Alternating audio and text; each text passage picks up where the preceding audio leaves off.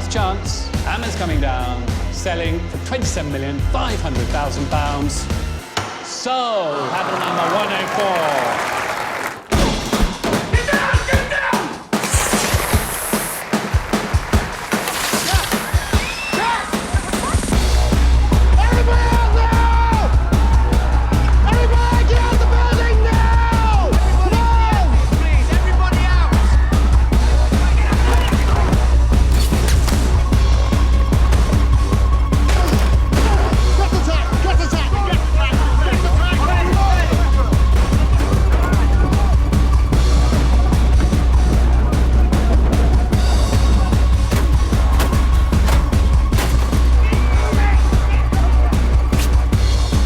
Peter, you reviewed this last week for the site, and I don't think Danny had you entranced. Am I right in saying that? He didn't exactly, no.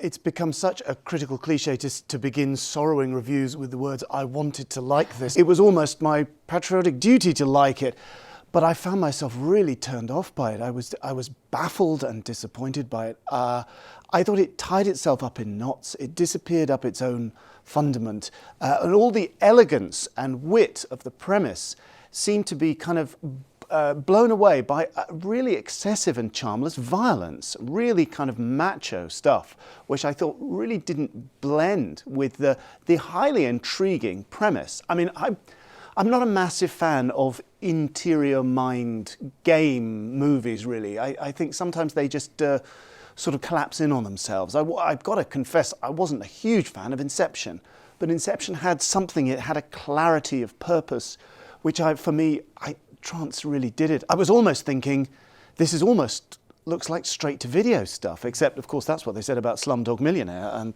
look how well that turned out. It's got a campy Vanilla Sky feel to it as well. Yeah, a little bit.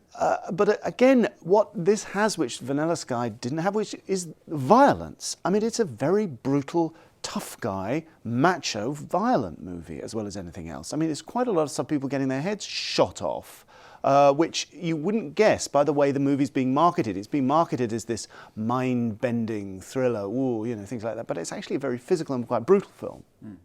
Andrew, what did you think of this?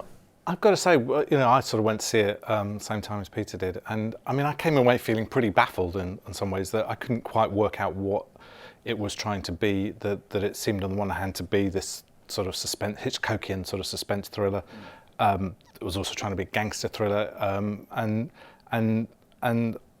it just sort of nothing seemed to work in the way that it sort of seemed to want to work, really. Like those sort of Hitchcock films like Spellbound, it sort of reminded me of a bit. It sort of doesn't really matter that nobody is remotely convincing of what they're supposed to be, because they're just sort of suits kind of being moved around a sort of chessboard on some level. But I think sort of Peter's right. You know, there was Danny Boyle is a director renowned for chucking absolutely everything into a film, and he certainly chucked everything into this film, and it sort of was too much really, and sort of fell apart really. I don't think you can fault this film's energy though. No. I mean, Danny Boyle is great at that, just amping everything up to 11. Oh, he certainly did that.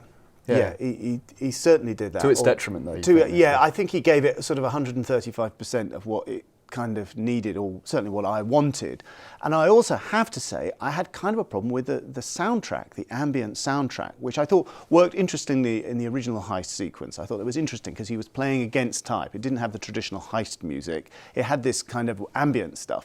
But then as it went on, this ambient soundtrack just got louder and louder and more intrusive. And it just was like a migraine after a while. I couldn't get with it at all. I think you guys are being a bit harsh on this one. I mean, he was doing the Olympic ceremony, making this, and doing Frankenstein at National Theatre at the same time. He's spreading himself very thin. I mean, he's a great man, and the remarkable thing about the Olympic ceremony is that it went above and beyond any normal product from the media arts complex. Anything else falling off the production line, like Frankenstein or Slumdog Millionaire, it was good, interesting, great. But the Isles of Wonder show, I mean, that went beyond anything. It meant more to us than anything he'd done before. It was an incredible and remarkable achievement. In a way, it was his masterpiece. And it wasn't just it was like participating in some massive, almost religious event. That's what was so kind of incredible about it. And so, to be fair to him, anything he did afterwards maybe was going to be a little bit of an anticlimax. And we're asking an awful lot of this uniquely talented man and saying, look, you've already made us feel good about ourselves. Now, you know, entertain us again, Mr. Boyle. We're still not happy. Give us another movie, and guess what? Maybe it's not quite what we wanted. But I mean, I'm still awestruck by Danny Boyle. I think he's an incredible creative artist. So I'd like you to close your eyes and imagine you're in an elevator. A wide elevator with velvet walls and thick carpets. And as the doors close, your eyelids become heavier. And as your eyes become heavier and the elevator begins to go down, you realize that this is the elevator of relaxation. And now you're on the 3rd floor, going down, and you could get out, but you want to go on. Deeper, deeper, deeper into relaxation. And you feel that perhaps you'll never want to get out. It's so safe here, so comfortable, so relaxed. I don't want to talk to Simon anymore. What? I want to talk to the men who are listening. The men who hurt him.